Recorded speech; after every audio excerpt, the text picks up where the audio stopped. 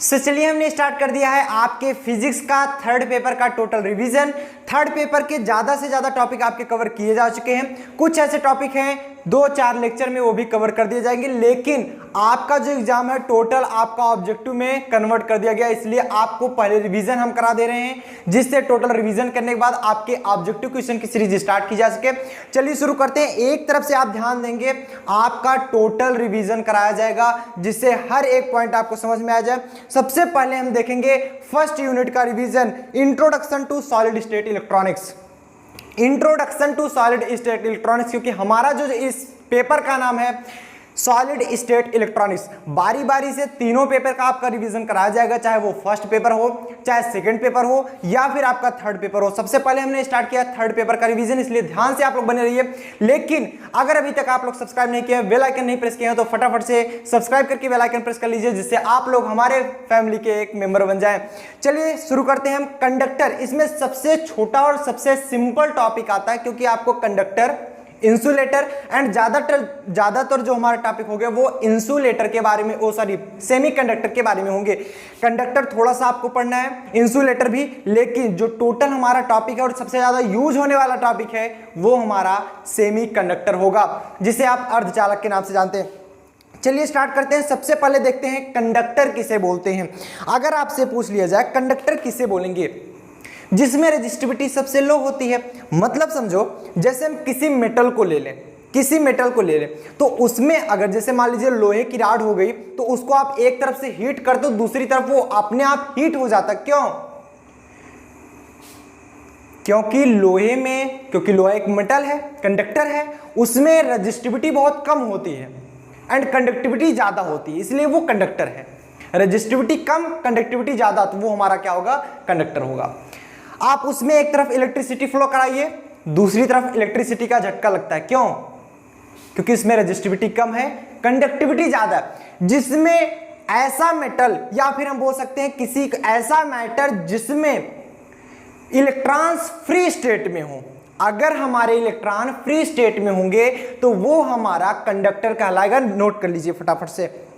मतलब किसी भी ऐसे मैटर को हम कंडक्टर बोल सकते हैं जिसमें इलेक्ट्रॉन फ्री स्टेट में पाए जाएं। अगर इलेक्ट्रॉन फ्री स्टेट में नहीं पाए जा रहे हैं तो वो कंडक्टर नहीं होगा।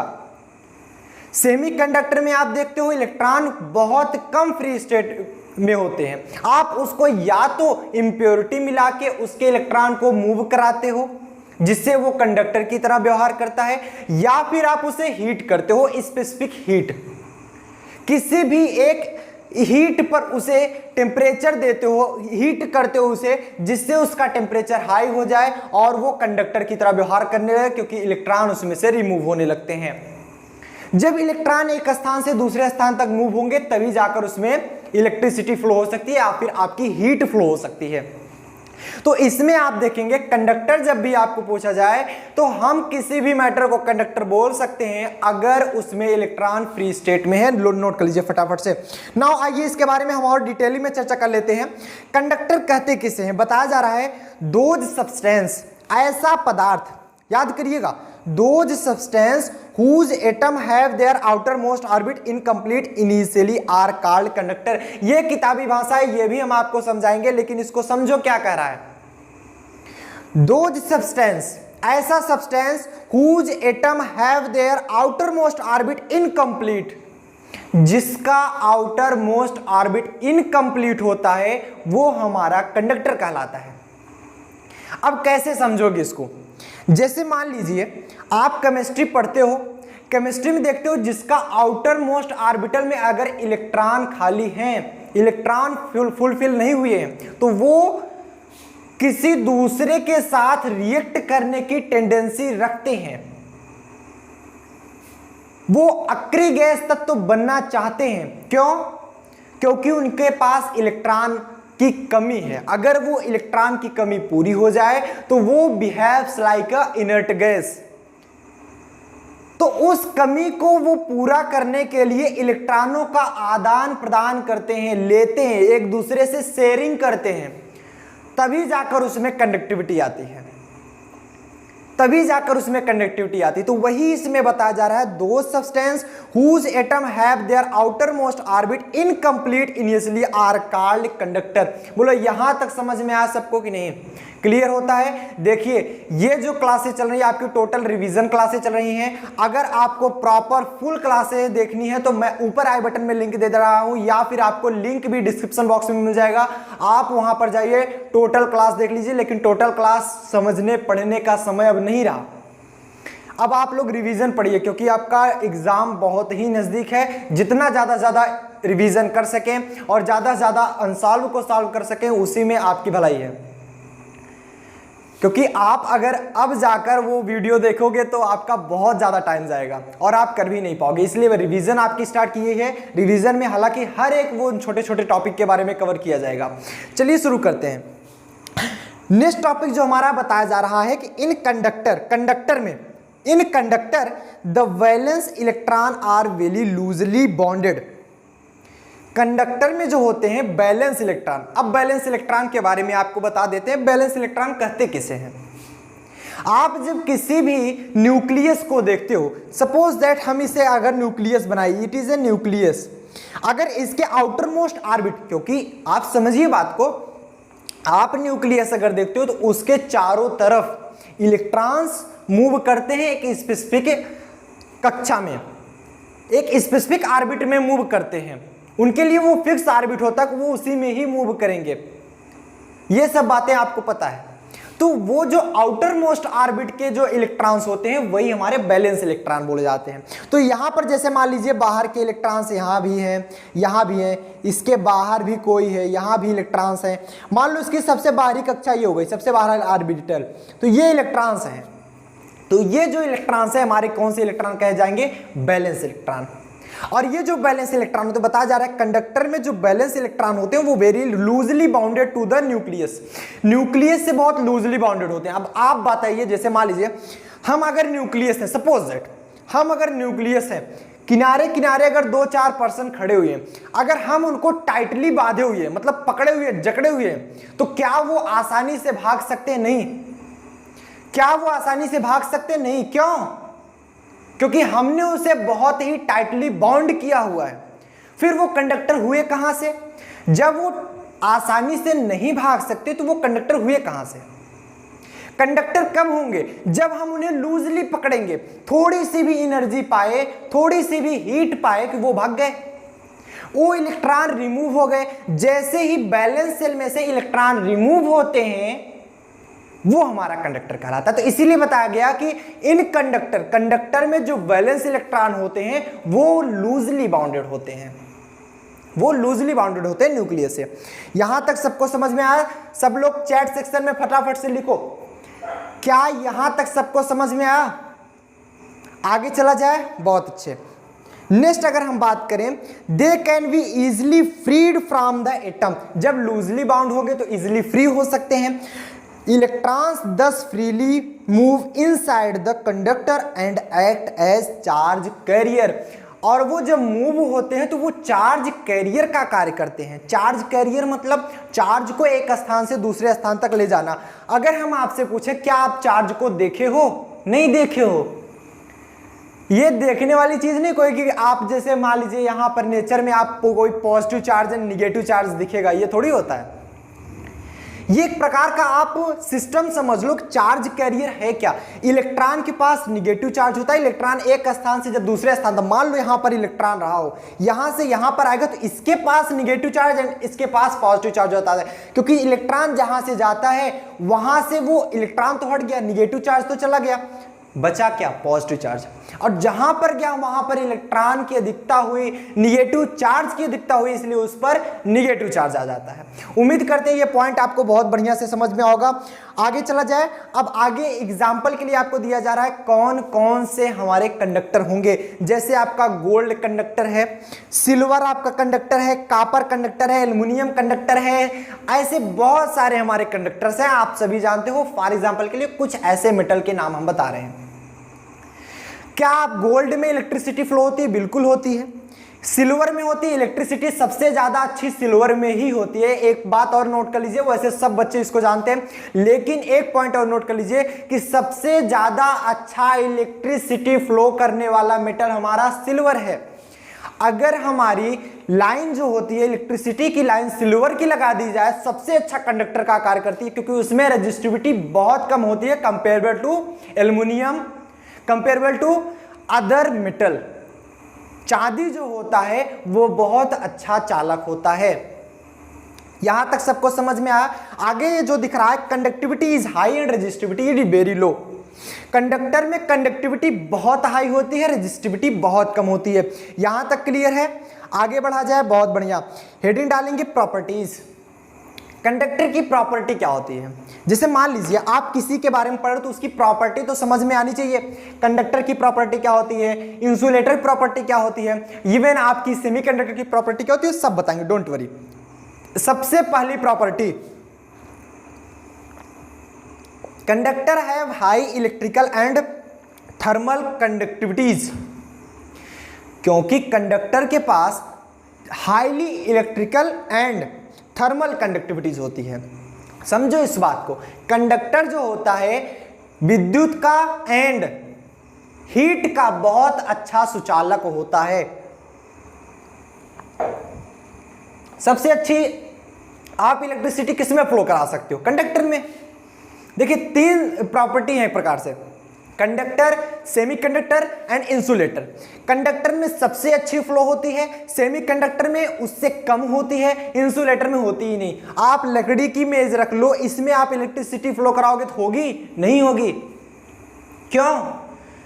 क्योंकि इसमें रेजिस्टिविटी बहुत ज्यादा होती है, इलेक्ट्रॉन फ्री नहीं होते हैं। जब इलेक्ट्रॉन फ्री नहीं होंगे तो एक स्थान से दूसरे स्थान तक नहीं जा पाएंगे। जब एक स्थान से दूसरे स्थान नहीं जाएंगे तो इलेक्ट्रॉन तो एक स्थान पर पड़े रह गए, तो चार्ज कैरियर भी नहीं हो पाएगा, तो यहां का जो चार्ज है आगे नहीं जा सकता। इसलिए आपका इंसुलेटर इलेक्ट्रिसिटी एंड कंडक्टिविटी होता ही नहीं, उसमें बिल्कुल नहीं होता, एकदम नगड़ के बराबर होता है। बातें यहां तक क्लियर हुई? चलो, पहली प्रॉपर्टी कि जो कंडक्टर होते हैं वो इलेक्ट्रिसिटी एंड थर्मल कंडक्टिविटी होते हैं, उनमें बहुत अच्छे इलेक्ट्रिसिटी के एंड थर्मल दो के दोनों के बहुत अच्छे सुचालक होते हैं। विद्युत के एंड ऊष्मा के दो के दोनों अच्छे सुचालक होते हैं। First property. दूसरी प्रॉपर्टी याद करो, इन द स्टडी स्टेट में कंडक्टर ओबे ओम्स लॉ। कंडक्टर जो होता है ओम के नियम का पालन करता है। ओम का नियम आपका रेजिस्टिविटी के सेंस में बताया था, आप क्लास 9th से पढ़ते आए हो। पूरा क्लास 9th से क्लास 12th तक सफर आपने पूरा किया। ओम्स लॉ पढ़ा, बीएससी फर्स्ट ईयर पढ़ा, सेकंड ईयर पढ़ा, और ये क्लास आप फाइनल ईयर पढ़ रहे हो। ओम्स लॉ तो बहुत अच्छी तरह से जानते हो। क्या होता है? V equal to I are.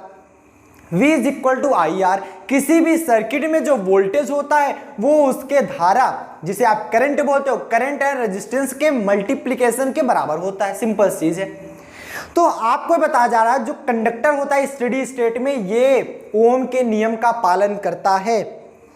देखिए आपका जो पेपर है ऑब्जेक्टिव है, हर एक छोटे छोटे पॉइंट आप पढ़ना स्टार्ट कर दीजिए, क्योंकि ऑब्जेक्टिव पेपर सबसे टफ होते हैं और सबसे सिंपल भी होते हैं। टफ कब लगते हैं? जब आप छोटी चीजें नहीं पढ़ते हो। सिंपल कब लगते हैं? जब आप छोटी छोटी चीजें उठा के पढ़ते हो। आपको वो पेपर सिंपल कब लगेंगे बताओ? जब आप छोटी, अगर मान लीजिए आपका क्वेश्चन यही पूछ लिया कि स्टडी स्टेट में कंडक्टर किस नियम का फॉलो करता है? ओम के नियम का फॉलो करता है, ओम का नियम फॉलो करता है अथवा नहीं करता। ऐसे क्वेश्चंस बना के दे दिए जाए, अगर आप नहीं पढ़े हो तो क्या बताओगे? कुछ नहीं। आपने वर्षा खूब कंडक्टर पढ़ा लेकिन ये छोटा पॉइंट नोट नहीं किया, गलत करके आ गए। इसलिए मैं कहता हूं हर एक छोटी छोटी पॉइंट याद करो। कंडक्टर जो होता है स्टडी स्टेट में, याद करो, स्टडी स्टेट में ये ओम के नियम का पालन करता है। आगे बताया जा रहा है according to which the current density J is proportional to the electric field strength. मतलब ओम का नियम पहला चीज तो ये बोला था V equal to I R, जो आप छोटे छोटे कक्षाओं में पढ़े थे। लेकिन जब हम इसे हाई लेवल की बात करें तो ये बताता है जो करंट डेंसिटी, आप करंट डेंसिटी के बारे में जानते हैं जिसे हम जे से रिप्रेजेंट करते हैं, स्मॉल जे। करंट डेंसिटी जो होती है वो इलेक्ट्रिक फील्ड के डायरेक्टली प्रोपोर्शनल होती है। J is directly proportional to the E. जैसे जैसे हम इलेक्ट्रिक फील्ड बढ़ाते जाएंगे वैसे वैसे करंट डेंसिटी बढ़ती चली जाएगी। जिस कंडक्टर में इलेक्ट्रिक फील्ड जितना ज्यादा उसकी आप क्या बोलोगे, डेंसिटी उतनी ज्यादा, उसकी डेंसिटी उतनी ज्यादा। अगर आपकी इलेक्ट्रिक फील्ड जिसमें कंडक्टर में कम है उसमें करंट डेंसिटी भी कम है, याद रखो।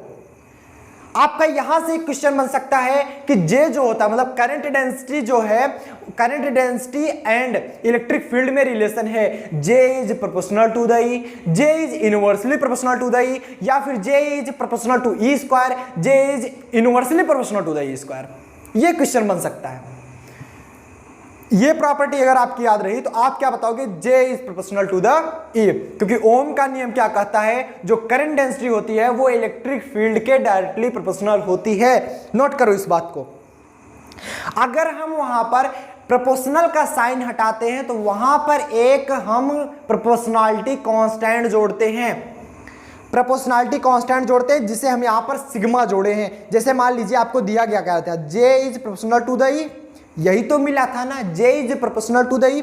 लेकिन जब हम प्रोपोर्शनल हटाएंगे तो एक प्रोपोर्शनैलिटी कांस्टेंट जोड़ेंगे जो कि हमारा होगा J is equal to sigma E। And finally sigma की वैल्यू अगर आपको निकालनी होगी, याद करो सिग्मा की वैल्यू आपको अगर निकालनी होगी तो आप क्या करोगे, इधर देखिएगा, sigma is equal to J upon E, ये मिल जाएगा। जहां पर सिग्मा आपकी क्या है, इलेक्ट्रिकल कंडक्टिविटी।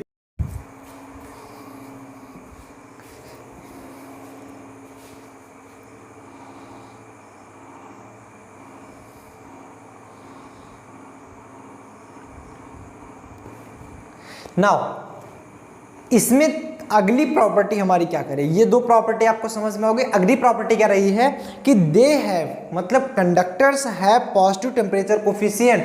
कंडक्टर के पास पॉजिटिव टेम्परेचर कोफिशिएंट होता है, मतलब आप टेम्परेचर बढ़ाओगे तो रेजिस्टेंस भी बढ़ता है। यहाँ पर आप देखिएगा टेम्परेचर अगर आप बढ़ाते हो तो यहाँ पर रेजिस्टेंस भी बढ़ता है, तो आप यहाँ पर लिख लेंगे टेम्परेचर बढ़ाने पे ये रेजिस्टेंस आपका बढ़ेगा, रेजिस्टेंस जो होता है वो इंक्रीज होता है टेम्परेचर बढ़ाने पे। जैसे जैसे आप टेम्परेचर बढ़ाते जाओगे वैसे वैसे रेजिस्टेंस आपका इंक्रीज होता जाता है। आप इसका अगर आप एग्जांपल देखना चाहो, जैसे लोहे का कोई छड़ ले लो, आप मेटल या कोई भी मेटल ले लो, मान लो लोहे की रॉड ले लिया, उस लोहे की रॉड को अगर हम हीट करते हैं, समझो पहले लोहे की रॉड थी उसमें हम इलेक्ट्रिसिटी फ्लो करा के देखें, उसके बाद उसको हीट खूब कर देते, उसके बाद उसमें इलेक्ट्रिसिटी फ्लो कराओ, हीट करने के बाद उसमें इलेक्ट्रिसिटी स्लो प्रवाहित होगी, जबकि नॉर्मल वो ज़्यादा तेज प्रवाहित होगी। क्यों? क्योंकि इसमें पॉजिटिव टेम्परेचर कोफिशिएंट होता है कंडक्टर में। आप अगर टेम्परेचर बढ़ाओगे तो उसकी रेजिस्टेंस या फिर रेजिस्टिविटी भी बढ़ जाती है। टेम्परेचर बढ़ाओ तो उसका रेजिस्टेंस बढ़ जाता है, याद करो, जितना ज़्यादा टेम्परेचर उतना ज़्यादा रेजिस्टेंस बढ़ता जाएगा। मतलब नॉर्मल टेम्परेचर पे जो कंडक्टर होते हैं, नॉर्मल टेम्परेचर पे जो कंडक्टर होते हैं वो अच्छे सुचालक होते हैं कंपेरेबल टू हाई टेम्परेचर। समझ में बात आई? लेकिन ये ऐसा सेमीकंडक्टर एंड इंसुलेटर में नहीं होता। सेमीकंडक्टर में आप जैसे जैसे टेम्परेचर बढ़ाओगे रेजिस्टेंस घटता जाता है, कंडक्टिविटी बढ़ती है उसमें।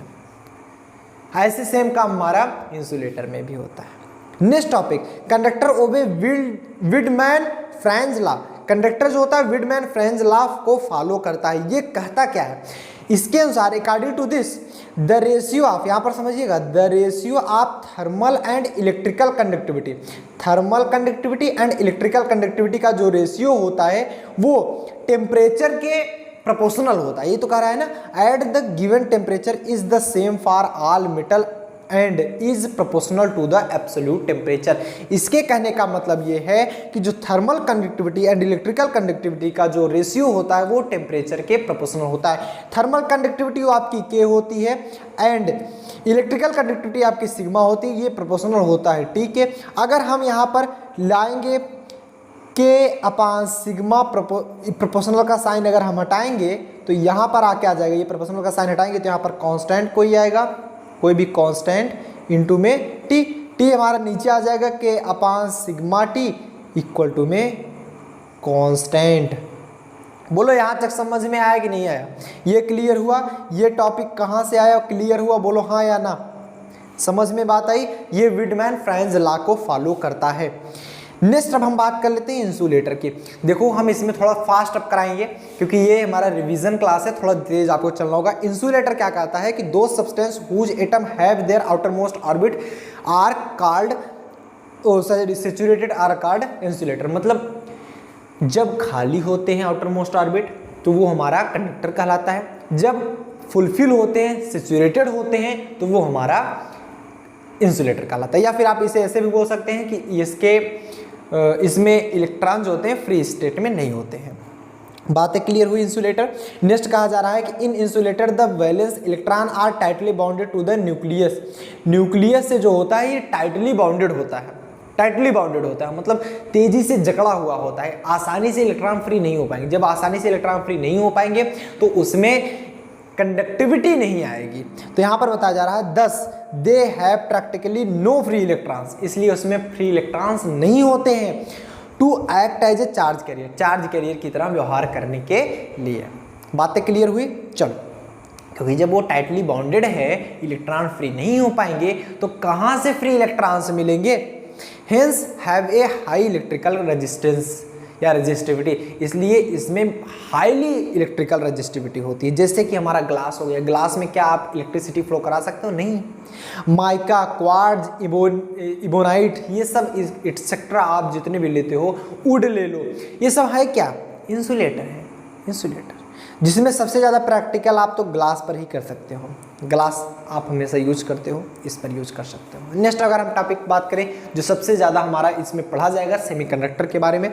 सेमीकंडक्टर किसे कहते हैं? Those substance which have their conductivity intermediate between conductor and insulator are called semiconductor. इसके कहने का मतलब समझो, अगर हम इधर बात करें, ये देखो ये हमारा रहा कंडक्टर, बात करें इधर हमारा है कंडक्टर और इधर हमारा रजिस्टर, तो इन दोनों के मध्य में हमारा आता है कौन सा? सेमीकंडक्टर। सेमीकंडक्टर इन दोनों के मध्य में आता है। इसमें अगर हम समझें कंडक्टर में क्या होता है, समझो ध्यान से, हर एक पॉइंट समझोगे समझ में आएगा, कोई भी ऐसा पॉइंट नहीं होगा जो आपको ना समझ में आए। ठीक, कंडक्टर में क्या होता है? कंडक्टर में conductivity very high, conductivity high होती है, रजिस्टिविटी कम होती है। रजिस्टर में क्या होता है? रजिस्टिविटी हाई होती है, रजिस्टिविटी हाई होती है, इसमें कंडक्टिविटी कम होती है। बट सेमीकंडक्टर में रजिस्टिविटी एंड कंडक्टिविटी दोनों मॉडरेट होती है। इसमें क्या होती है? मॉडरेट, दोनों के दोनों हमारे मॉडरेट होते हैं। अभी हम दोनों में अंतर दिखाएंगे, बिल्कुल समझ में आएगा। मॉडरेट होती है मतलब ना तो बहुत ज़्यादा कंडक्टिविटी होती ना तो बहुत ज़्यादा रजिस्टिविटी होती। इसके कहने का मतलब ये है, बात समझो। ठीक, आर्डर ऑफ रजिस्टिविटी अगर देख ले, रजिस्टिविटी का आर्डर, ये आपको रजिस्टिविटी का आर्डर दिखाया जा रहा है, ये आपको रजिस्टिविटी का आर्डर दिखाया जा रहा है। इसमें आपको बताया क्या जा रहा है, समझो, इसमें आपको बताया क्या जा रहा है, इसमें यह कहा जा रहा है कि इंसुलेटर सबसे ज़्यादा रजिस्टिविटी शो करता है। आप जानते हो रजिस्टिविटी का आर्डर हम ले रहे हैं, सबसे ज़्यादा रजिस्टिविटी किस में होती है? इंसुलेटर में। उसके बाद सेमीकंडक्टर में सबसे कम रजिस्टिविटी हमारी कंडक्टर में होती है। बोलो यहाँ तक सबको समझ में आया कि नहीं आया? अगर हम एक नॉर्मल सा, क्योंकि सभी के लिए, जैसे जितने भी आप इंसुलेटर रखे हो, जितने भी आप कंडक्टर रखे हो, जितने भी आप सेमीकंडक्टर रखे हो, सबके लिए आपकी जो रजिस्टिविटी होती है वो अलग अलग होती है। लेकिन हम मानक तौर पर एक एक एग्जाम्पल उठा लेते हैं। जैसे मान लीजिए रजिस्टिविटी ऑफ इंसुलेटर की रजिस्टिविटी की बात करें, इंसुलेटर में हम एक टॉपिक लेते हैं, एक कोई एग्जाम्पल लेते हैं, कॉर्ड्स। इंसुलेटर का एक एग्जांपल लेते हैं, क्वार्ट्ज। हालांकि जितने भी आपका इंसुलेटर होंगे वो हर एक सेमीकंडक्टर से ज़्यादा रेजिस्टिविटी शो करेंगे, चाहे जितने आप इंसुलेटर ले लो, चाहे जितने कंडक्टर आप ले लो, उनकी रेजिस्टिविटी सबसे कम ही होगी सेमीकंडक्टर के भी मुकाबले, और इंसुलेटर मुकाबले तो बहुत कम ज़्यादा होगी। बहुत ही कम होगी। तो आप रजिस्टिविटी ऑफ इंसुलेटर देखेंगे, क्वार्ट्ज की बात करें इसकी 10⁻12 ओम मीटर होती है। रजिस्टिविटी की बात करें, रजिस्टिविटी को ओम मीटर में लिखा जाता है। किस में लिखा जाता है? ओम मीटर में। बात क्लियर हो रही है? बहुत अच्छे। समझ में बात आई कि नहीं? समझ में आया? बहुत बढ़िया। रजिस्टिविटी ऑफ सेमीकंडक्टर, सेमीकंडक्टर की बात करें, सेमीकंडक्टर में जैसे आप सिलिकॉन, जर्मेनियम बहुत इंपॉर्टेंट टॉपिक्स होते हैं। इसकी होती है 0.6 ओम मीटर, जो कि बहुत कम है, बहुत कम है। एंड अगर कंडक्टर की बात करें, कंडक्टर जैसे आप सिल्वर ले लो, गोल्ड ले लो, तो सबसे ज़्यादा तो कंडक्टर में रजिस्टिविटी सबसे कम तो सिल्वर में ही होती है। आप चाहे जो भी ले गए वो आपका सेमीकंडक्टर से कम ही आएगा। तो ये आपका 1.6 × 10⁻8 ओम मीटर, मतलब बहुत ज़्यादा कम है, बहुत ज़्यादा कम है। तो इस प्रकार से आप देख पा रहे हो। तो यहाँ से आप प्रूव कर सकते हो कि insulator is greater than semiconductor, greater than conductor in term of resistivity. अगर ये टर्म ऑफ कंडक्टिविटी की बात होती, अगर हम यही आर्डर ऑफ कंडक्टिविटी की बात करते, कंडक्टिविटी की बात करते, तो ये इस प्रकार हो जाता insulator less than semiconductor less than conductor. मतलब जो कंडक्टिविटी की बात होती है सबसे ज़्यादा हमारी कंडक्टर में कंडक्टिविटी पाई जाती है। बातें समझ में आ रही हैं? सबसे ज़्यादा कंडक्टिविटी जो होती है हमारी कंडक्टर में ही पाई जाती है। क्लियर? आगे बढ़ा जाए, किसी कोई प्रॉब्लम तो नहीं? चलो इसकी प्रॉपर्टी देख लेते हैं। सेमीकंडक्टर की प्रॉपर्टी क्या क्या होती है। प्रॉपर्टी में फर्स्ट प्रॉपर्टी देखेंगे, ध्यान दीजिएगा, प्रॉपर्टी इसके पहले हम पढ़ते हैं। अब प्रॉपर्टी में जो पहली प्रॉपर्टी आती है, प्रॉपर्टी में ये बताया जाता है कि semiconductor have a negative temperature coefficient. इसमें निगेटिव टेम्परेचर कोफिशिएंट होता है। याद रखिएगा, हमारा सिर्फ और सिर्फ कंडक्टर में पॉजिटिव टेम्परेचर कोफिशिएंट होता है बस। सेमीकंडक्टर की बात करें, इंसुलेटर की बात करें, सब के सब में आपका निगेटिव टेम्परेचर कोफिशिएंट होता है। निगेटिव टेम्परेचर कोफिशिएंट का मतलब क्या है? टेम्परेचर कोफिशिएंट का मतलब ये है कि अगर आप कंडक्टिविटी बढ़ाओ, अगर आप कंडक्टिविटी बढ़ाए, जैसे आप मान लीजिए या टेम्परेचर बढ़ाओ, सिंपल सा आप समझो, टेम्परेचर अगर आप इंक्रीज करोगे तो रेजिस्टेंस आपका, रजिस्टिविटी या रेजिस्टेंस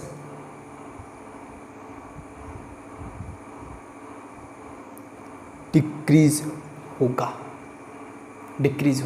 बात समझे? या फिर रेजिस्टेंस डिक्रीज होने का मतलब क्या आप कह सकते हैं? कंडक्टिविटी इंक्रीज होगी। मतलब आप जितना टेम्परेचर दोगे उतना ही अच्छा चालक बनता चला जाएगा वो। लेकिन चालक में ऐसा नहीं होता, आप जितना टेम्परेचर दोगे वो कुचालक की तरफ जाता है, याद रखिएगा। आगे टॉपिक ये बताया जा रहा है, यहाँ पर समझेंगे, the electrical resistivity of A semiconductor decreases with increase in temperature. जैसे जैसे हम टेम्परेचर को इंक्रीज करते हैं उसकी रजिस्टिविटी घटती जाती है। The relation between temperature and resistance is of form. मतलब आप सेमीकंडक्टर के लिए देखो, जो रेजिस्टेंस में, समझो रेजिस्टेंस में एंड टेम्परेचर में जो आपका रिलेशन आता है वो क्या आता है? R is equal to AE⁻⁻B/T। याद करो, R is equal to AE⁻⁻B/T। जहां आपका R क्या है? Resistance of the semiconductor, T क्या है? टेम्परेचर। आप देख पा रहे हो ना रेजिस्टेंस और टेम्परेचर में क्या रिलेशन आता है? R equal to AE⁻⁻B/T। ये आता है सिर्फ और सिर्फ सेमीकंडक्टर के लिए। नोट करो इसको फटाफट से। A और B क्या है? आपका कांस्टेंट है, कांस्टेंट फॉर सेमीकंडक्टर। ए और बी क्या है? आपका कांस्टेंट है फॉर सेमीकंडक्टर। नेक्स्ट जो प्रॉपर्टी आती है वो कह रही है, the electrical conductivity of semiconductor can be increase enormously by adding A small amount of suitable impurities. आप करते क्या हो? अगर आपको सेमीकंडक्टर की कंडक्टिविटी बढ़ानी है तो आप दो चीज़ करते हो, अगर आप सेमीकंडक्टर ले लीजिए, उसकी कंडक्टिविटी को बढ़ानी है तो आप दो चीज़ें करते हो। क्या क्या? एक तो आप इम्प्योरिटी मिलाते हो, दूसरी आप हीट करते हो। दो चीज़ें करते हो, दो चीज़ें। एक तो आप हीट करते हो, हीट करने का मतलब है टेम्परेचर ज़्यादा करते हो, टेम्परेचर को आप बढ़ाते हो।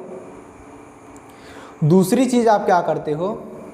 दूसरी चीज़ आप इम्प्योरिटी ऐड करते हो, इम्प्योरिटी ऐड करते हो। ये चीज़ें क्लियर हुई।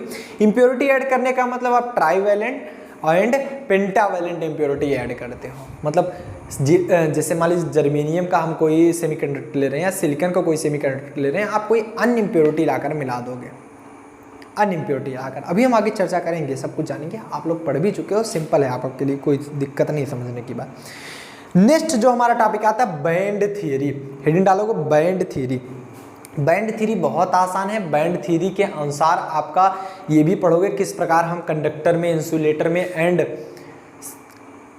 सेमीकंडक्टर में अंतर बता सकते हैं। तो बैंड थ्योरी क्या बोलती है, जो सॉलिड है उसमें दो बैंड होते हैं, समझना। बैंड थ्योरी ये बोलती है जितने भी सॉलिड होते हैं उसमें दो बैंड होते हैं।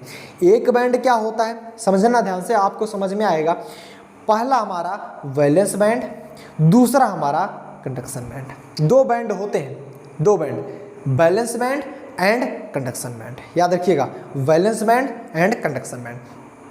जैसे अब वैलेंस बैंड का यूज कहाँ होता है, कंडक्शन बैंड का यूज कहाँ होता है, तो वो सब चीज़ हम जानेंगे। फॉर एग्जांपल के लिए हमने एक सिलिकॉन लिया, सिलिकॉन ये जिसका एटॉमिक नंबर होता है 14, एटॉमिक नंबर कितना होता है 14। तो आप ध्यान से समझिएगा, ध्यान से समझिएगा इसको कहने का मतलब क्या है। इसका कहने का सिंपल मतलब है, आप इसका पहले तो आप इलेक्ट्रॉनिक कॉन्फ़िगरेशन कर दोगे। क्या इलेक्ट्रॉनिक कॉन्फ़िगरेशन, इस प्रकार से इसका इलेक्ट्रॉनिक कॉन्फ़िगरेशन होगा। आउटर मोस्ट सेल में आप देख रहे हैं, आउटर मोस्ट सेल मतलब जो बाहर की या बैलेंस सेल जिसे आप बोलते हो, ये आपका इनर सेल है, ये दो वाला तो ये आपका बाहर हुआ, बाहर का सेल हुआ, और ये जो तीन वाला है ये एक अलग स्पेसिफिक सेल है, तीसरा मतलब सबसे बाहर वाला। तो इसमें देखेंगे तीसरे वाले में, अब देखिएगा ध्यान से, हमने एक बनाया वैलेंस बैंड, एक बनाया कंडक्शन बैंड। इधर हम आपको समझा दे रहे हैं। जैसे मान लीजिए एक आप बनाइए वैलेंस बैंड, एक आप बनाइए कंडक्शन बैंड। यही बैलेंस बैंड और कंडक्शन बैंड का निर्माण करते हैं, कोई अलग से नहीं आता निर्माण करना।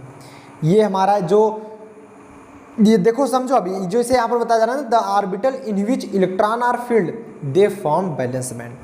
ऐसे ऑर्बिटल जिसमें इलेक्ट्रॉन फील्ड हैं वो हमारे बैलेंस बैंड का निर्माण करते हैं। किसमें किसमें फील्ड है ये बताओ।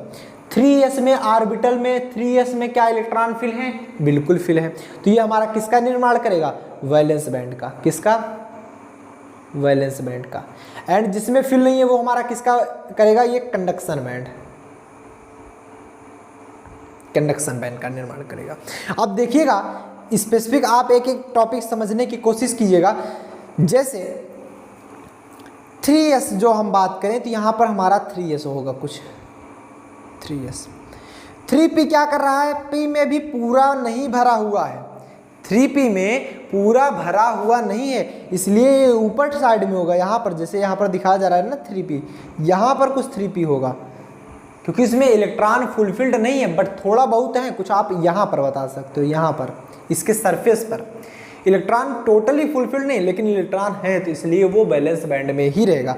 कंडक्शन बैंड में कौन जाएगा, 3d, क्योंकि 3d के पास कोई इलेक्ट्रॉन नहीं है, इसलिए ये 3d यहाँ पर चला गया, 3d।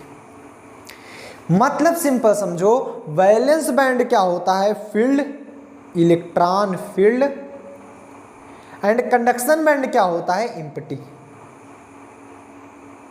जो इम्पटी ऑर्बिटल्स होंगे वो कंडक्शन बैंड का निर्माण करते हैं, जो फील्ड ऑर्बिटल होंगे वो हमारे किसका निर्माण करते हैं, वैलेंस बैंड का निर्माण करते हैं। उम्मीद करते हैं ये टॉपिक आपको समझ में आएगा, बोलो हाँ या ना, क्लियर होता है, समझ में आया कि नहीं समझ में आया, आगे चला जाए।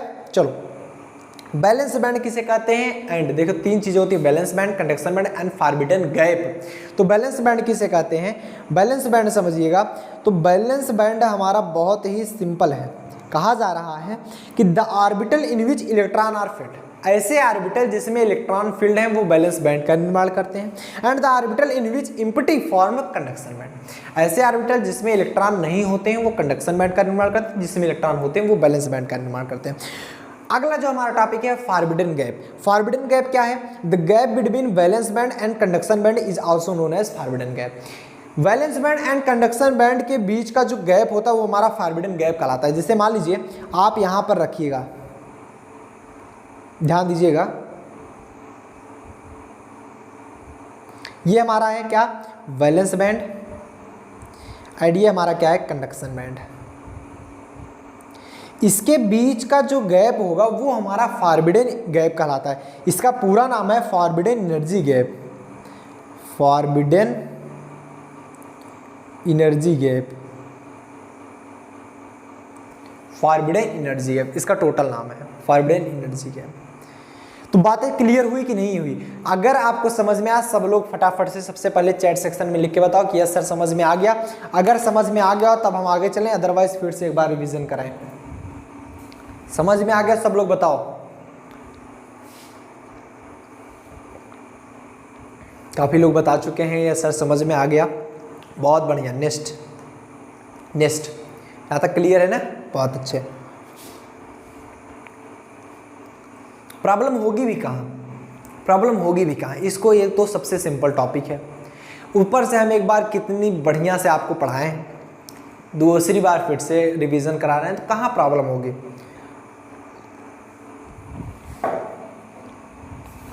आगे चल रहे हैं, अभी बड़ा टॉपिक आएगा तो हो सकता है कुछ लोगों को समझने में दिक्कत आ जाए, फिर से उसको बता दिया जाएगा, डोंट वरी। अभी तो ये तो सिंपल चीज़ें हैं। नेक्स्ट टॉपिक आता है distinction between conductor, semiconductor and insulator.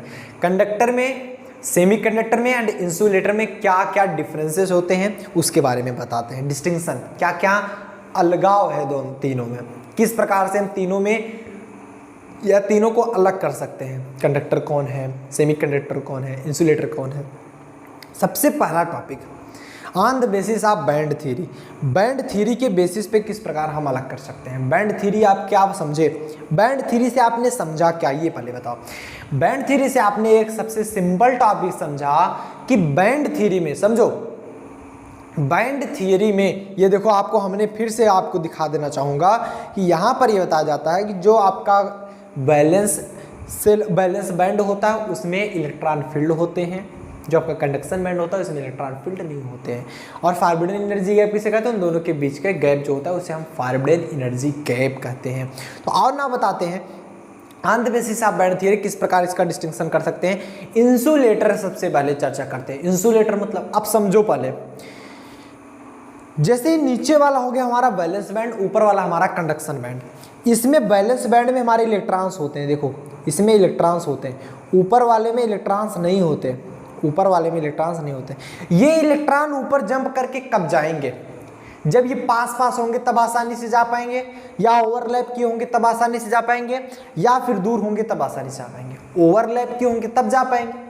जब ये ओवरलैप किए होंगे तो इलेक्ट्रॉन इसमें से आसानी से इसमें जा सकते हैं कि नहीं जा सकते हैं? बिल्कुल जा सकते हैं। इसका मतलब है इलेक्ट्रॉन आराम से मूव कर पा रहे हैं एक जगह से दूसरी जगह पर, तो वो हमारा कंडक्टर होगा, ओवरलैप।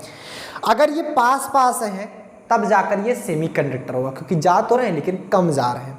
लेकिन यहीं पर अगर हम चर्चा कर लें, इसके बजाय ये कुछ यहाँ पर हो जाए, ये यहाँ पर, अब ये क्या होगा? अब ये क्या होगा? इंसुलेटर, क्योंकि इलेक्ट्रॉन जा ही नहीं पा रहे हैं वैलेंस सेल में, वैलेंस सेल में इलेक्ट्रॉन जा ही नहीं पा रहे, तो ये हमारा क्या होगा? इंसुलेटर। बोलो हाँ या ना, क्लियर होता है सबको? समझ में बात आई कि नहीं आई? क्लियर बताओ। चलो अगर यहाँ पर देखो कंडक्शन बैंड और वैलेंस बैंड के बीच का जो फॉरबिडन गैप है वो 5 इलेक्ट्रॉन वोल्ट से ज़्यादा हुआ। 1 इलेक्ट्रॉन वोल्ट में 1.6 × 10⁻19 जूल होता है। अर्ग में बात करें तो कितना हो जाएगा? 5 × 1.6 × 10⁻⁻12 joule. Since we know that 1 joule में 10⁻7 अर्ग होते हैं, ये अर्ग में आएगा, 10⁻7 अर्ग होते हैं। याद रखना 1 जूल में 10⁻7 अर्ग, जूल की जगह पर 10⁻7 लिख दो, 19 में 7 घटाओगे 12 बचेगा। क्लियर है सब लोग को? समझ में बात आई? बहुत अच्छे। बात करें कंडक्टर की, देखो forbidden energy gap 5 electron volt से ज़्यादा हुआ। जैसे गैप मान लो 5 इलेक्ट्रॉन वोल्ट इतना है, अरे इतना होता ही नहीं 5 इलेक्ट्रॉन वोल्ट, मतलब बहुत कम। अगर माना 5 इलेक्ट्रॉन वोल्ट इतना हुआ, इससे ज़्यादा दूरी बनाए तो वो इंसुलेटर होगा, क्योंकि इलेक्ट्रॉन आसानी से नहीं जा पाएंगे। कंडक्टर कब होगा? जब देख पा रहे हैं ये दोनों ओवरलैप कर रहे हैं, ओवरलैप, ये देख पा रहे हो ना, ओवरलैप। ओवरलैप का मतलब दोनों एक दूसरे से जुड़े हुए हैं। जब एक दूसरे से जुड़े हुए होते हैं, इसके नीचे वाले के इलेक्ट्रॉन ऊपर वाले में आसानी से मूव कर सकते हैं, बिल्कुल मूव कर सकते हैं। मतलब forbidden gap zero, forbidden gap zero. अगर फॉरबिडन गैप जीरो हुआ तो हमारा क्या हुआ? कंडक्टर। सेमीकंडक्टर क्या कहता है, 3 इलेक्ट्रॉन वोल्ट से कम, 0 से ज़्यादा। मतलब इसमें जो फॉरबिडन एनर्जी गैप होता है, जो फॉरबिडन गैप होता है वो less than 3 electron volt and greater than 0 electron volt. ये 0 से ज़्यादा एंड 3 से कम, समझो ये 0 इलेक्ट्रॉन वोल्ट में लिख रहे हो ना, 0 से ज़्यादा मतलब 0 पर क्या होते हैं, समझो इतने दूरी पर ये इंसुलेटर, उससे नज़दीक आना स्टार्ट कर दो, 0 तक जब तक ना पहुंच जाओ तब तक वो क्या कहेंगे जाएंगे, सेमीकंडक्टर। 0 पे जब आ जाओगे तो वो हमारा कंडक्टर बन जाएगा। उम्मीद करते हैं ये टॉपिक आपको समझ में आया होगा। नेक्स्ट अब हम बात करते हैं डिस्टिंक्शन, टोटल डिस्टिंक्शन की, क्या क्या डिस्टिंक्शन होते हैं इन दोनों में, इन सभी में। ठीक, चलिए चर्चा कर लेते हैं, बारी बारी से हर एक पॉइंट चर्चा करेंगे, नोट करते चलिएगा, बहुत अच्छी तरह के समझ में आएगा। क्लियर है सबको? यहाँ तक सबको समझ में आया? चैट सेक्शन में लिख के बताओ, चैट सेक्शन में लिख के बताओ क्या यहाँ तक सबको समझ में आया? क्लियर? आगे चला जाए, बहुत अच्छे।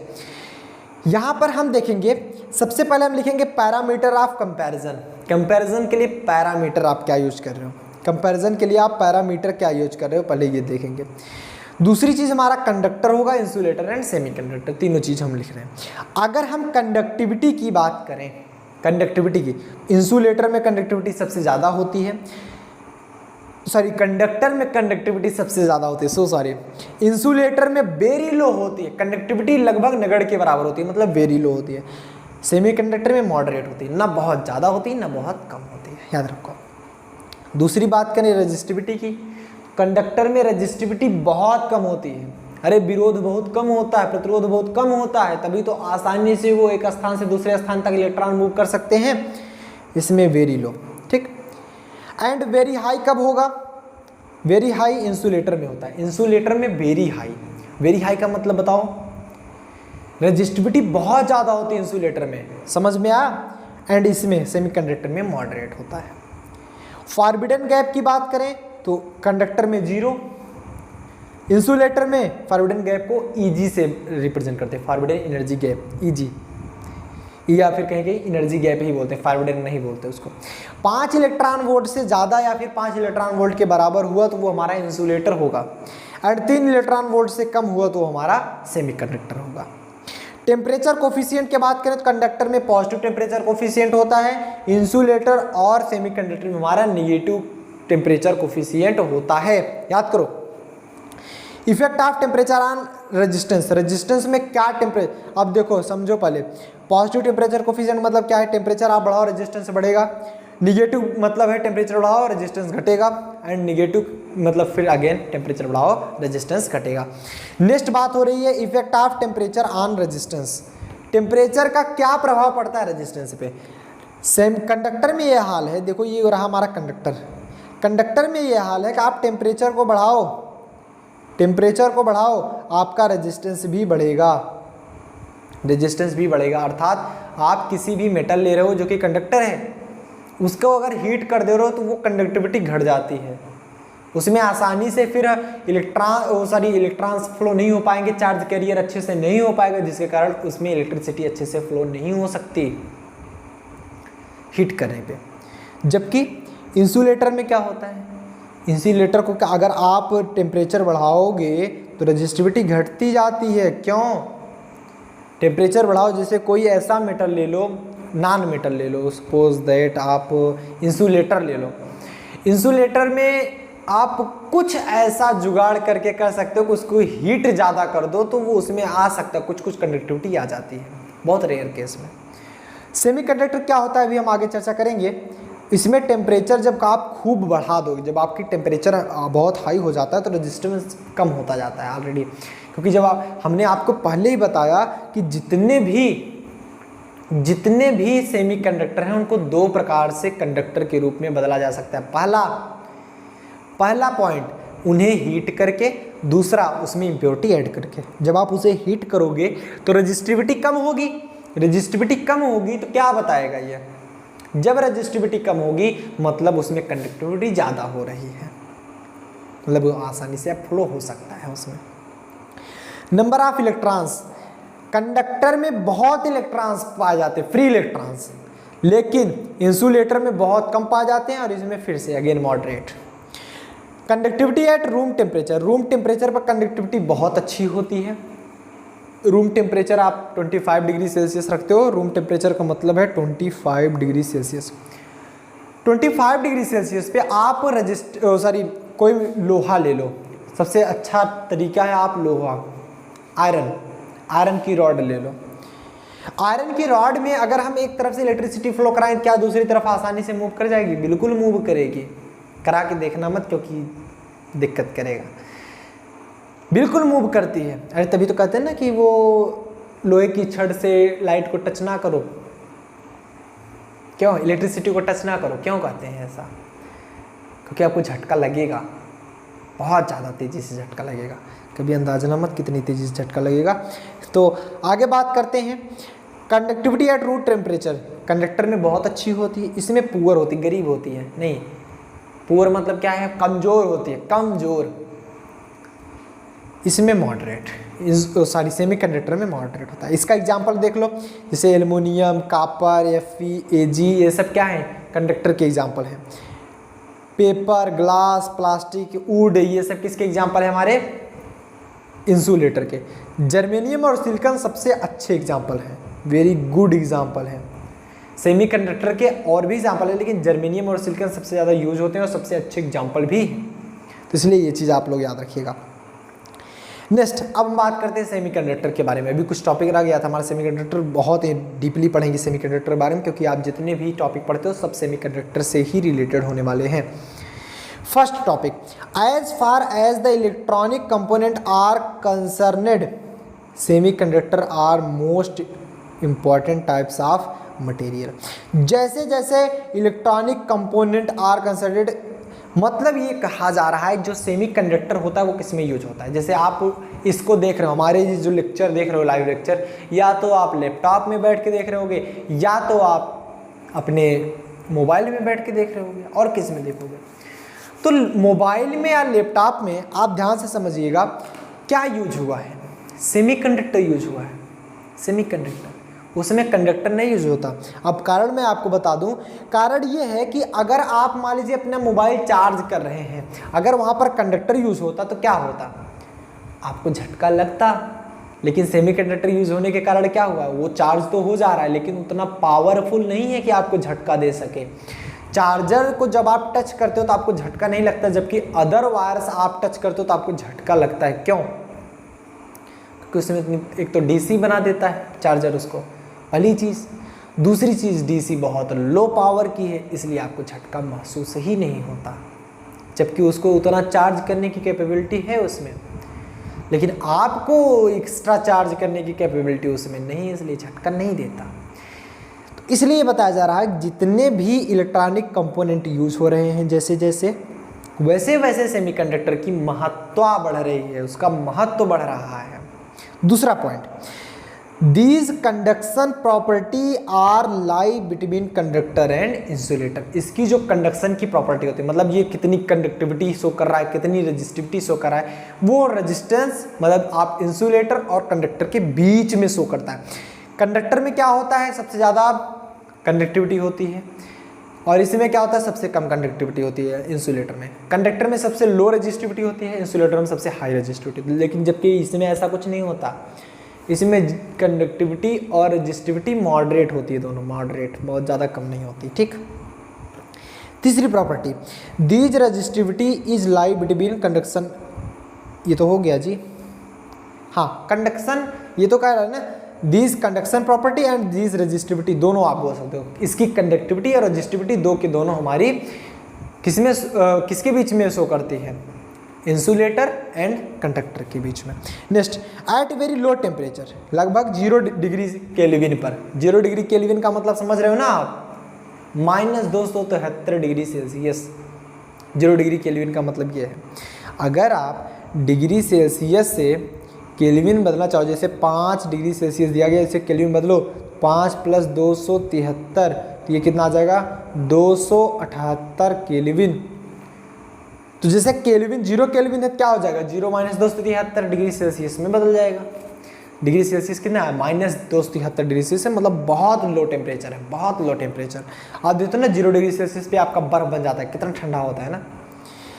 Semi conductor act as insulator, याद रखो जब हम 0 डिग्री केल्विन पर होते हैं तो सेमी कंडक्टर हमारा इंसुलेटर तरह व्यवहार करता है, वो उसमें कोई भी हमारा किसी भी तरह की हमारी इलेक्ट्रिसिटी फ्लो नहीं होगी, क्योंकि वो behave like as a insulator बहुत लो टेम्परेचर पे।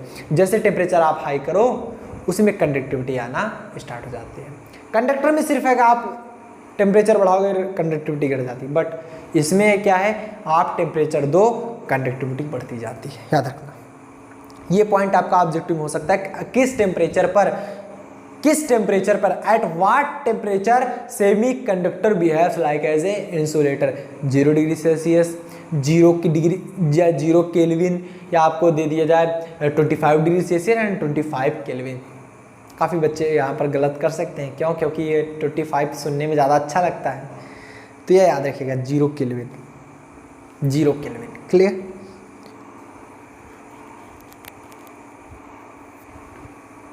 Next, conduction increases with increase in temperature. इसका कंडक्शन इंक्रीज हो जाता है इंक्रीज इन टेम्परेचर, ये तो हम आपको बता चुके हैं। इसकी जो कंडक्टिविटी होती है वो टेम्परेचर इंक्रीज करने के बाद बढ़ती जाती है। At close at 0 degree Celsius the conduction being the semi conductor. ठीक, मतलब ये बताया जा रहा है conduction increase at close to 20 degree Celsius the conduction being in semi conductor, मतलब 20 डिग्री सेल्सियस पे बहुत अच्छी तरह से इसमें एक प्रकार से आपका जब 20 डिग्री सेल्सियस जाता है तो ये थोड़ा कंडक्टर की अच्छी तरह से कंडक्टर की व्यवहार करने लगता है, सेमी कंडक्टर जो होता है। Next topic, the most widely used semi conductor material are silicon and germanium, मतलब सबसे ज़्यादा यूज होने वाले सिलिकॉन और जर्मेनियम। नोट पॉइंट आपको समझ में आ गया होगा। अब हम बात करते हैं सेमीकंडक्टर की। सेमीकंडक्टर दो प्रकार के होते हैं, एक तो हमारा इंट्रिंसिक, दूसरा हमारा एक्सट्रिंसिक। इंट्रिंसिक क्या है? Pure semiconductor, it is a pure semiconductor, यही बताया जा रहा है ना, it made pure tetravalent atom, ये प्योर टेट्रावैलेंट एटम से बना होता है, इसलिए इसे प्योर सेमीकंडक्टर कहते हैं। जबकि एक्सट्रिंसिक सेमीकंडक्टर को इम्प्योर कहते हैं, क्यों? क्योंकि इसमें एक्स्ट्रा ट्राईवैलेंट या फिर पेट्टावैलेंट इम्प्योरिटी मिलाई जाती है। अब एक्सट्रिंसिक भी दो प्रकार के होते हैं, एक्सट्रिंसिक भी हमारे दो प्रकार के होते हैं। कौन कौन से? एक तो हमारे एन टाइप, दूसरे पी टाइप। एक में हमारा ट्राईवैलेंट मिलाया जाएगा, दूसरे में हमारे पेंटावैलेंट मिलाया जाएगा। बारी बारी से बताएंगे एन टाइप में क्या मिलाया जाता है एंड पी टाइप में क्या मिलाया जाता है। देखो समझो यहीं से, एन टाइप मतलब निगेटिव टाइप, एन टाइप मतलब निगेटिव, निगेटिव में क्या मिलाया जाएगा आपका? पेंटावैलेंट। क्या मिलाया जाएगा? पेंटावैलेंट। पी टाइप मतलब पॉजिटिव टाइप, इसमें क्या मिलाया जाएगा हमारा? ट्राईवैलेंट। काफ़ी लोग अगर इसको याद करने के तरीके अगर कुछ इस प्रकार रखे हों कि एन टाइप में एक प्रकार से पी फॉर पेंटा, नहीं, ऐसा नहीं है, इसको समझो। एन टाइप का मतलब है निगेटिव। पेंटावैलेंट जब आप मिलाते हो, मान लीजिए कोई सेमीकंडक्टर है, सिलिकॉन ही मान लो, इसके आउटर मोस्ट में 4 इलेक्ट्रॉन्स हैं। जब आप कोई पेंटावैलेंट मिलाते हो, सपोज दैट इधर भी कोई सिलिकॉन है, इसके पास भी 4 इलेक्ट्रॉन, इधर भी कोई सिलिकॉन है, इसके पास भी 4 इलेक्ट्रॉन। ठीक, समझो, आपको समझ में आएगा। इधर भी कोई सिलिकॉन है, इसके पास भी 4 इलेक्ट्रॉन। जब आप कोई पेंटावैलेंट एटम मिलाते हो, पेंटावैलेंट एटम मतलब जैसे फास्फोरस, ये एक तो ये हुआ, दूसरा ये, तीसरा ये, चौथा ये, एक पांचवा, एक से रिएक्ट किया, दूसरे से कोवैलेंट बॉन्ड बनाया, तीसरे से एंड चौथे से, सबसे कोवैलेंट बॉन्ड बना लिए, ये एक इलेक्ट्रॉन हमारा बच जाता है। जब इलेक्ट्रॉन की अधिकता होती है तो वो निगेटिव होता है, पॉजिटिव। निगेटिव क्योंकि electron is a negative charge, तो वो ऑलरेडी यूज होता है हमारा निगेटिव में। अगर वहीं पर आपकी इलेक्ट्रॉन की कमी आ जाए तो वो होगा हमारा पॉजिटिव। जब आप ट्राईवैलेंट मिलाओगे तो एक है ही रहेगा ही नहीं, उसमें एक इलेक्ट्रॉन की कमी पड़ेगी, वो लेना चाहेगा। इलेक्ट्रॉन की कमी मतलब पॉजिटिव चार्ज, इलेक्ट्रॉन कम है ना मतलब पॉजिटिव ज़्यादा है। जब पॉजिटिव ज़्यादा है तो वहाँ पर पी टाइप होगा, मतलब पॉजिटिव टाइप होगा। उम्मीद करते हैं ये चीज़ें आपको समझ में आ गई होंगी। आगे चला जाए, क्लियर है? आगे चला जाए ना, बहुत बढ़िया। यहाँ तक समझ में आया सबको? सबको यहाँ तक समझ में आया? क्लियर? चलो अब हम बात करते हैं intrinsic semiconductor and extrinsic semiconductor की। आपने यहाँ पर देखा इंट्रिंसिक एंड एक्सट्रिंसिक सेमीकंडक्टर, बारी बारी चर्चा करते हैं। इंट्रिंसिक सेमीकंडक्टर किसे कहेंगे एंड एक्सट्रिंसिक सेमीकंडक्टर किसे कहेंगे। बात करें इंट्रिंसिक सेमीकंडक्टर के, तो ये एट 300 केल्विन पर ये हीट किया जाता है। सबसे पहले समझो 300 केल्विन का मतलब क्या है, 27 degree Celsius. 27 degree Celsius, 27 degree Celsius पे जब हम इसे हीट करते हैं, इंट्रिंसिक सेमीकंडक्टर प्योर सेमीकंडक्टर होता है। ये 4 टेट्रावैलेंट से मिलके बना होता है। टेट्रावैलेंट, इसका मतलब समझ पा रहे टेट्रावैलेंट का, ये देखो एक ये हुआ, दूसरा ये हुआ और तीसरा ये हुआ, चौथा ये हुआ। ये देखो 1 2 3 4, मिले कि नहीं मिले, 4।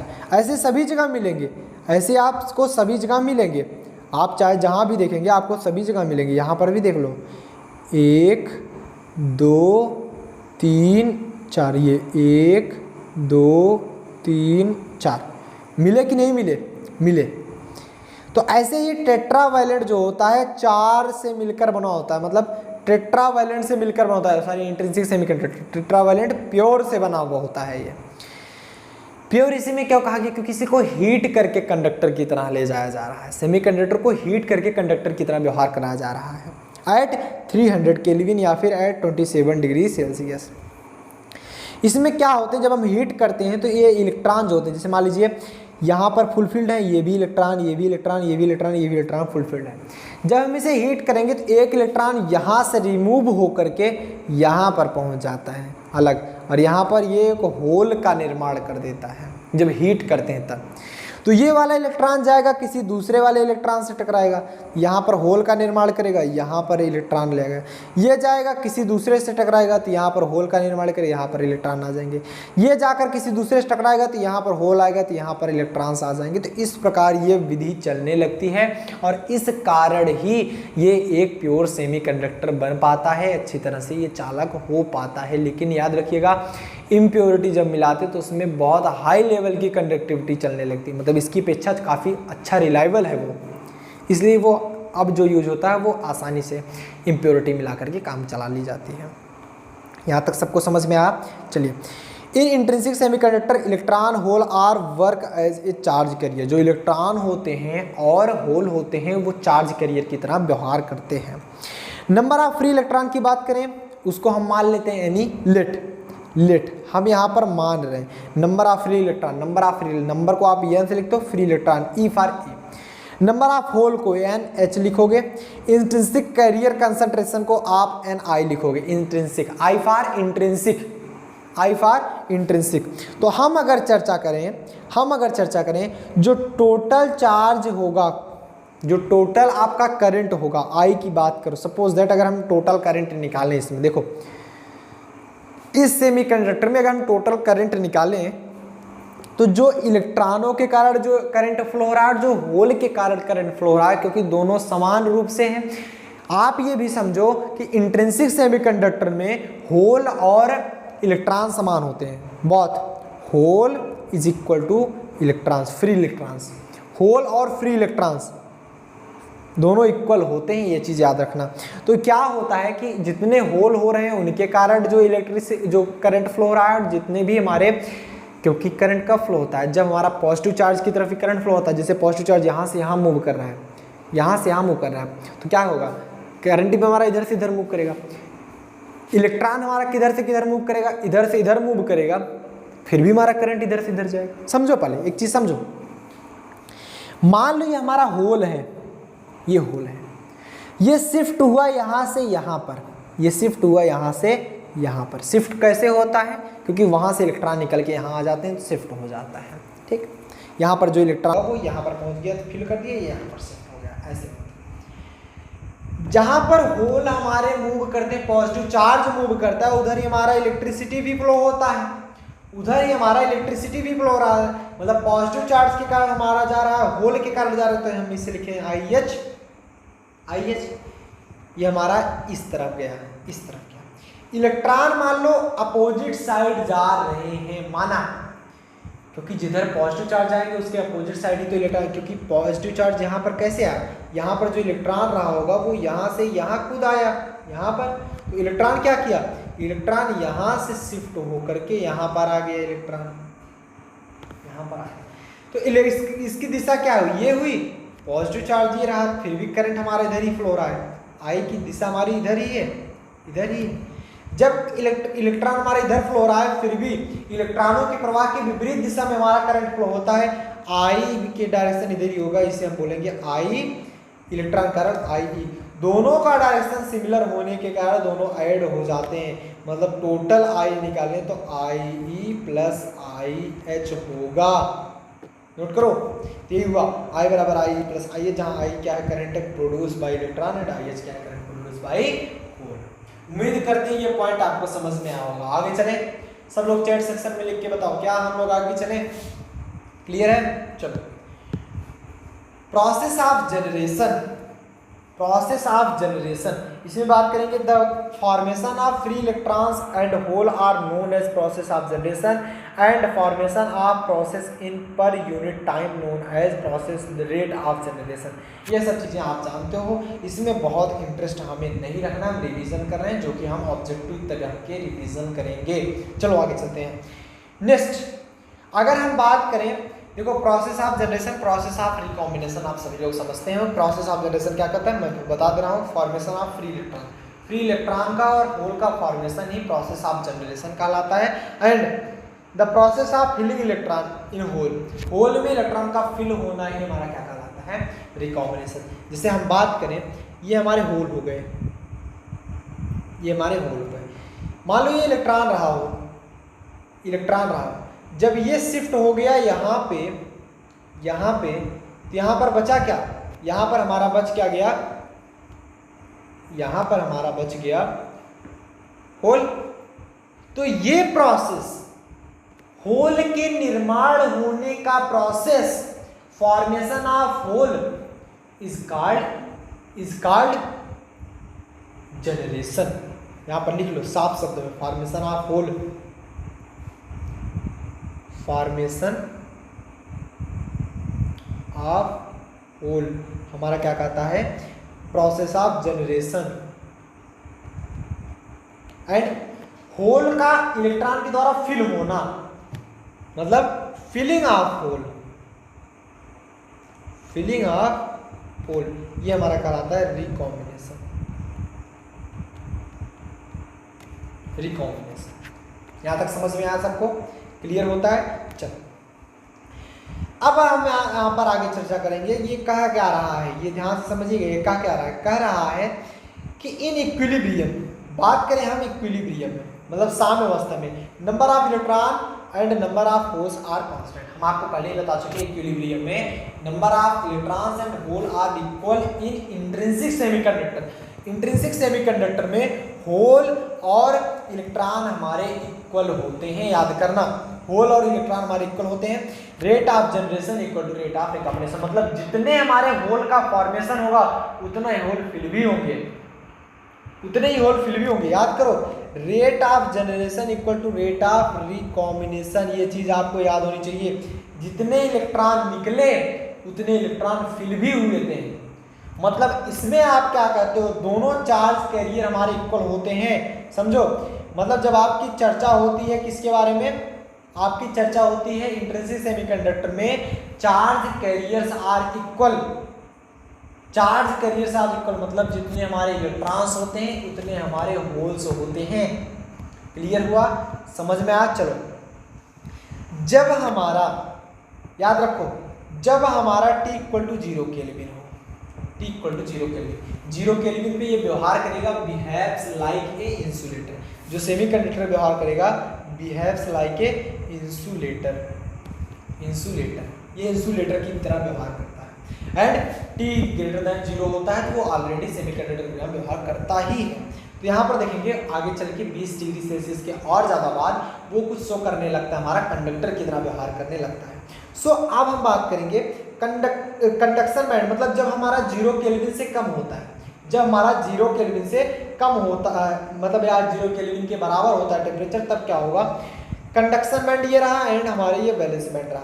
इसमें का कोई भी इलेक्ट्रॉन मूव नहीं कर पाएगा, याद करो, इलेक्ट्रॉन मूव नहीं कर पाएगा जब ये जीरो केल्विन पे हो। जैसे हमने इसको हीट किया, समझना, हमने इसको हीट किया, कुछ इलेक्ट्रॉन्स इसमें एक्साइट होकर के यहाँ पर जा पहुंचे, मतलब यहाँ के कुछ इलेक्ट्रॉन्स वहां पर चले गए। क्यों? क्योंकि हमने उसे हीट किया, उसे बढ़ाया उसका टेम्परेचर। जैसे टेम्परेचर बढ़ाएंगे तो इलेक्ट्रॉन कूद के जाते हैं, तभी तो ये कंडक्टिविटी आती है उसमें। नेक्स्ट जो आपका कल का जो हमारा टॉपिक होगा, बहुत इंपॉर्टेंट टॉपिक था ये, लेकिन आपका ये क्या हो गया, ऑब्जेक्टिव, और काफी ज्यादा ये पूछा जाता है, इसलिए हमने इसमें स्टार लगा के आपको पढ़ाया था। Carrier concentration in thermal equilibrium in intrinsic semiconductor and extrinsic semiconductor. तो हमारा जो टॉपिक होगा वो नेक्स्ट। उम्मीद करते हैं ये टॉपिक आपको समझ में आएगा। अगर इसमें कभी भी प्रॉब्लम आपको मिली हो, चैट सेक्शन में लिखो, मैं आगे बताऊंगा। सब लोग जब तक कहोगे नहीं यस सर समझ में आ गया, तब लोग हम आगे नहीं चलेंगे। और इसमें कुछ है भी नहीं, सिंपल है, कुछ भी नहीं है, बहुत बढ़िया। तो मिलेंगे नेक्स्ट लेक्चर के साथ इसी तरह के और रिवीजन के साथ। आपका फटाफट से रिवीजन करा दिया जाएगा, जिससे आपको बहुत जल्द से ऑब्जेक्टिव पेपर स्टार्ट कर दिए जाएं। तो ये चीज़ें आपको समझ में आई होगी, तो फटाफट से चैनल को अभी सब्सक्राइब कर लीजिए, जितने भी लोग सब्सक्राइब नहीं किए, जैसे कि आपको तुरंत नोटिफिकेशन मिल जाए जैसे हम लाइव क्लासें आए। मिलते हैं नेक्स्ट वीडियो में, बढ़िया पढ़ाई करें। All the very best.